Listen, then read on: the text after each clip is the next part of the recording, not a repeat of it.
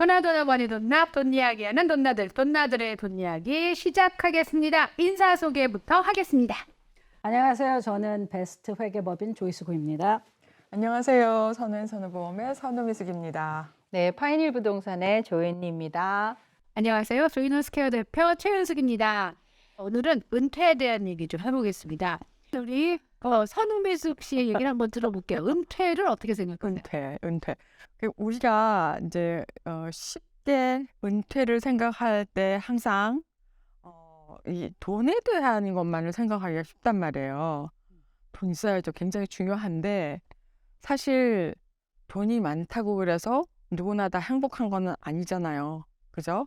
내가 생각하는 은퇴라는 것의 정의는 뭔가를 하는데 내가 꼭 돈을 벌지 않아도 뭔가를 한다는 그런 거. 저는 그런 생각을 했어요. 내가 제일 먼저 하고 싶은 일. 그거는 난 요리를 배우고 싶어요. 그리고 또 하나는 책을 읽고 싶은데 내가 읽고 싶은 책이 있어요. 역사책. 그러면서 이제 역사를 알고 뭐 여행도 다니고 그러면 연결도 잘 되고 뭔가 이렇게 생활에 좀 윤기가 더해지지 않을까. 그리고 이제 세 번째는 내가 여태껏 일한 것 중에서 발런티얼리 할 수 있는 일. 이제 뭐 이런 그 정부의 어떤 시스템에 그 무슨 베네핏에 어플라이를 한다든가 그런 것을 그때는 내가 돈을 뭐 꼭 벌어야 되는 것이 아니라 그냥 은퇴 생활의 일부니까 그건 이제 발런티어로 하는 뭐 그렇게 해서 3개 정도 하면 되지 않을까?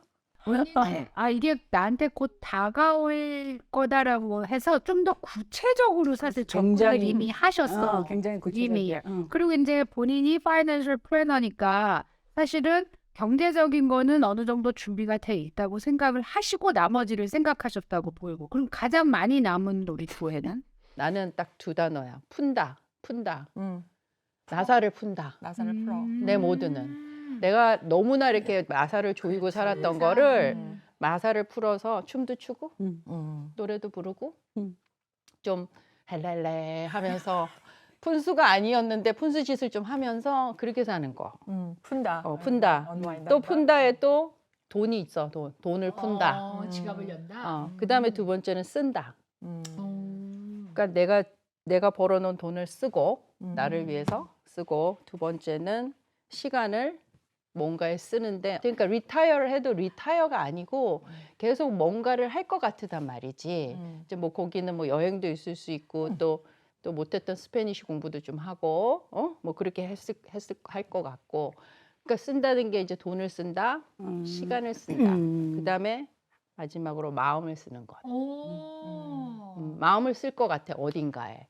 뭐 예를 들어 영적인 부분에 있어서 마음을 쓴다든지 그런 식으로 그렇게 될 것 같아요. 엄청 예쁜 소리 하네. 그런 느낌. 언니 지금 갑자기 감동했어.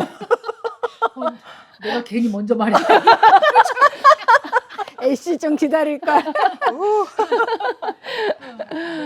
나는 사실 내가 하고 싶은 거를 지금 하고 있는 상황이라 그냥 그러니까 그거 그냥 계속 그렇게 살 것 같은 생각. 그럼 노리타이어네. 그러니까 나는 딱 리타를 해야겠다는 생각을 해본 적은 없는 것 같아. 오케이. 사실은 뭐 내가 더 이상 내가 좋아하지만 더 이상 못하게 되면 그런 나이가 오잖아. 분명히. 못하게 되는 나이가 오지. 근데 그때는 분명히 안 하겠지만 근데 이제 요거 좀 이렇게 그 일하는 시간을 좀 줄이고 싶은 생각은 있지. 그러니까 그건 나는 살면서의 리타이어가 되기를 원하는 쪽인 것 같아. 어떤 사람은 리타이어를 안 하고도 계속 뭐 생이 다 마칠 때까지 갈 수 있는 사람도 있겠지. 근데 보통 리타이어를 해야겠다라고 마음을 먹을 때는 이게 피지컬리 챌린지가 오니까 그렇지. 그 전처럼 못하면 뭐 non-stop으로 막 그렇게 이렇게는 못하지. 안 되니까 어느 선에서 여기서 이제 생업을 위한 거는 이제 요까지 하고 그 다음에는 정말 내가 옛날에 하고 싶었던 거 그런 것들을 한다는 의미라서 근데 맞는 것 확실히 우리가 경제적으로도 그렇고 또 오래 살잖아. 그러니까 메디컬리도 그렇고 굉장한 그 어드밴티지가 있긴 한 것 같아요. 왜냐하면 사실 미국에서도 은퇴라는 개념이 없었다고. 소셜 시큐리티 베네핏이라는 거가 나오기 전에는 그 개념이 없고 죽을 때까지 일하는 거잖아, 사실. 그리고 우리 한국도 마찬가지고. 일하다 응. 죽었지. 다 일하다 아니, 그 죽었잖아. 농경 그치. 사회에 농사 시작을 짓다가. 했으니까 응. 죽기 직전까지 농사 그냥 짓는 계속 짓는 거잖아. 그치. 그러니까 이제 지금은 확실히 그럼. 우리가 오래 살고 좋은 세상에 사는 거지. 뭔가 경제적으로도 좀 여유가 있고 음. 그래서 여러 가지 생각을 하게 되는 것 같아. 예, 저 같은 경우는 어르신들하고 매일 만나는 일을 꽤 오랜 시간을 해서 사실은 은퇴에 대한 생각을 굉장히 깊게 할 수밖에 없는 그런 상황이었어요. 근데 약간 스테이지를 이렇게 나눠서 생각을 하게 된 거죠. 그러면은 예를 들면 이렇게 60에서 70, 70에서 80 그런 식으로. 근데 어르신들을 가만히 보면 이게 건강이 갑자기 확 꺾이고 의욕이 확 꺾이는 지점들이 나오더라고요. 그러니까 75세 정도까지는 아우 나 뭐 아직 멀쩡해. 뭐 나는 골프도 치러 다닐 수 있고 크루즈도 다니고 난 다 해. 한 75세까지는 그러세요. 그러다가 이제 75세에서 85세 사이에서 조금 갈려. 그러면 이제 젊어서 조금 몸을 많이 쓰신 분들, 예를 들어서 태권도를 하셨다. 이런 분들이 관절이 빨리 망가지세요. 특히 남자 어르신들은 그때가 청력이 약해지는 시기가 와요. 청력이. 그러면 청력이 약해지면 모든 게 둔해지는 거예요. 맞아. 그래서 그 고비를 잘 넘기신 분들이 이제 85세가 되시면 이젠 그야말로 기력도 좀 없으시고 식사하는 것도 좀 문제가 생기고 뭐 이런 것들이 오죠. 그리고 85세, 90세가 되시면 이제 그때 이제는 뭐 정말 이렇게 표현하세요. 오늘 자다가 내일 아침에 눈 떴는데 하늘나라래도 이상할 나이가 아니야. 아직까지는 그렇게 말씀하세요. 조금 더 지나면 그게 90세가 넘겠지만 그래서 전체적으로 생활 반경이 좀 좁아지는 때가 되는 거죠. 제일 먼저는 운전이에요. 운전을 두려워하게 되세요. 그리고 그게 이제 85세까지의 고비가 돼요. 그때까지 잘 버티시고 운전하시고 이런 분들도 계세요. 그렇지만 보편적으로 그런 시기가 있다 보니까 저는 이제 그러면 저 시기에 맞춰서 내가 이 리타이어 하고 나서 은퇴하고 나서의 계획을 좀 세워야 되겠구나. 전반적으로는 만약에 리타이어 한다 그러면 75세쯤 해야지라는 생각을 하고 있어요. 그렇게 해서 75세까지는 그냥 일과 뭐 취미 생활과 여행, 뭐 가족 이거를 병행하면서 하고 싶다면 75세 이후에는 일단 내가 내 멘탈을 믿지 못하게 될 것 같아요. 내가 판단하는 게 그게 예전만 제대로 못할 된- 거라는 거지. 제대로 된 판단을 내릴 수 있을까에 대해서 그래서 75세에서 85세까지만 그때가 되면 그래도 여행은 정말 그때 아직까지는 내가 걸어 다닐 수 있고 뭐 크루즈도 가고 뭐 이런 여행을 하자. 85세부터는 정말 이제 내 행동 반경이 굉장히 좁아질 거다. 그런 생각을 해서 이제 가족들하고 뭐 이런 것들을 생각하게 되죠. 그래서 약간 나는 이제 뭐를 해야지라기보다 언제부터 언제까지 이렇게 좀 짜여놓은 거에 대해서 생각을 많이 경험에 좋은 의해서. 생각이네. 경험에 의해서. 그래서 이제 예측할 수가 없지. 지금 이제 우리 미숙이 언니는 나는 요리를 잘하고 싶었는데 이제 정말 요리를 다시 해보고 싶다라고 그러면 그 시기를 엄청 잘 잡으셔야 돼요. 아까 우리가 이 얘기를 할 때 돈은 일단 기본이다. 돈이 행복은 아니지만 돈이 없으면 초이스가 없어져요. 네, 이런 선택이 없어진다. 그래서 이제 저희가 이제 드릴 말씀이 그러면 어떤 인어프알 나만 오는 돈이 아니라 그래도 내가 하고 싶은 거를 할 정도의 돈을 어떻게 준비하느냐에 대해서도 얘기를 할 거예요. 이런 거 한번 생각해 보신 적 있어요? 이제 그 얘기를 하니까 자, 은퇴를 하는 시점에서 아니면 은퇴를 한 후에 가장 후회되는 거 그런 얘기 들어보신 적 있으세요? 주위에서? 빨리 은퇴한 거를 후회하시던데. 그렇지, 주로. 너무 완전히 은퇴를 해버리신 분들. 이렇게 줄여야 되는 게 맞지 원래는 조금. 그래서 아까 언니가 말한 75세까지는 기동력이 어느 정도 있으니까 조금 줄이더라도 그때까지는 뭔가를 완전 리타이어는 좀 신중하게 생각해 볼 필요가 있을 것 같고. 첫 번째는 경제적으로 이렇게 준비를 안 해놨다는 사실에 굉장히 후회를 하시고 그 다음에 자식한테 너무 올인한 거에 대한 후회가 있을 수밖에 없어요. 그 올인한다는 거는 이제 파이낸셜리 그리고 이모셔널리. 이모셔널리가 굉장히 큰 것 같아요. 또 그다음에 세 번째가 이제 내가 그 이렇게 보면 내가 취미가 없다는 거에 대해서 엄청 후회를 하세요. 취미도 없고 친구도 없고. 놀 때, 그러니까 일할 때는 그 잠깐 놀을 했기 때문에 그게 취미인 줄 아는 거죠. 근데 계속 하려니까 취미가 아닌 거구나. 취미가 아닌 거야. 그게. 그래서 그래서 뭔가 즐길 수 있는 취미를 하나 해놓는 거. 근데 이제 음악을 하는 사람들은 되게 좋을 것 같아.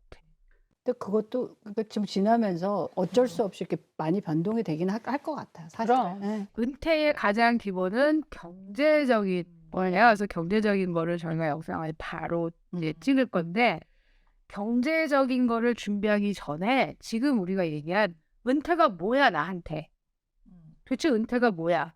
그리고 난 은퇴하면 뭘 할 거야? 이게 준비가 돼야 그럼 나는 돈이 얼마가 필요하게 될 것 같아?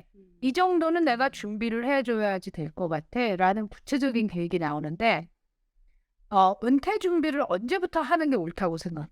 은퇴 준비를 일찍 하면 일찍 할수록 좋은 것 같아요. 일하기 시작할 때부터. financially는 그런 것 같아요. 일하기 시작할 때부터 뭐 벌 때 부지런히 그럼. 모아놔야지. 뭐 10의 몇 분지 1이라든지 이런 식으로 딱딱 떼어갖고 적립을 해놔야만 나중에 가가지고 어떡하지? 이런 이제 상황이 안 벌어지지.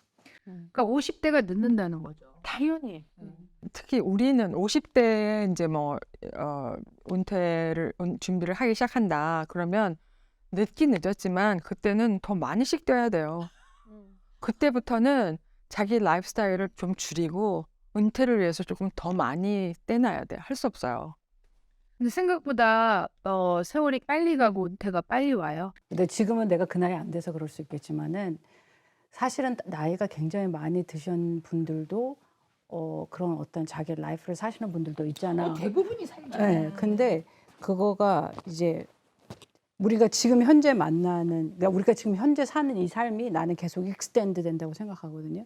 근데 우리가 맨날 지금 현재 50대에 만나도 맨날 30년 전 얘기만 하는 사람들이 있잖아. 그러면 안 돼. 그런 현재를 살아야지. 그렇잖아. 현재를. 그러니까 많은 경우에 느끼는 거가 지금은 어디 있지? 이런 생각을 많이 하잖아. 근데 나는 그것이 익스텐드 된다고 생각해. 그래서 내가 어떠한 지금 방향성을 갖고 있는 이 삶이 나는 계속 간다고 생각해. 그리고 I'm gonna make it so that it happens like that. 그러니까 지금이 사실은 어떤 의미로는 퓨처를 플랜하는 거 중요해. 우리 잡도 그렇고 중요한데 Are you living right now? 나는 그게 더 중요하다고 생각해. 은퇴 기금을 마련하는데도 뭐 얼마씩 모아야 된다 그런 것도 있지만 모아놓은 기금조차도 어떻게 지키느냐가 중요해서 그 돈이 망가지지 않도록 리스크를 잘 이게 매니지하는 게 굉장히 중요해지거든요. 이제 리타이먼트에 대해서 얘기를 해요. 그럼 뭐 모아놓은 게 있으세요? 없으시대요. 근데 그 아이들한테 뭐 한 달에 몇백 불씩 들어가서 뭐 모아줄 거 없을까? 이렇게 얘기하시는 거예요. 화가 나는 거예요. 화가. 그 what about you? 어떻게 하려고? 지금 사실 자식들한테 뭐 200불, 300불 해갖고 모아주는 게 문제가 아니라 지금 부모님이 아무것도 없으시면은 나중에 자식들이 도와줘야 되니까 내가 지금 200불, 300불 모아주는 거다 훨씬 더 많이 서포트를 해줘야 될 텐데 그거를 생각을 안 하시는 분도 많으시다는 게 굉장히 놀라웠어요.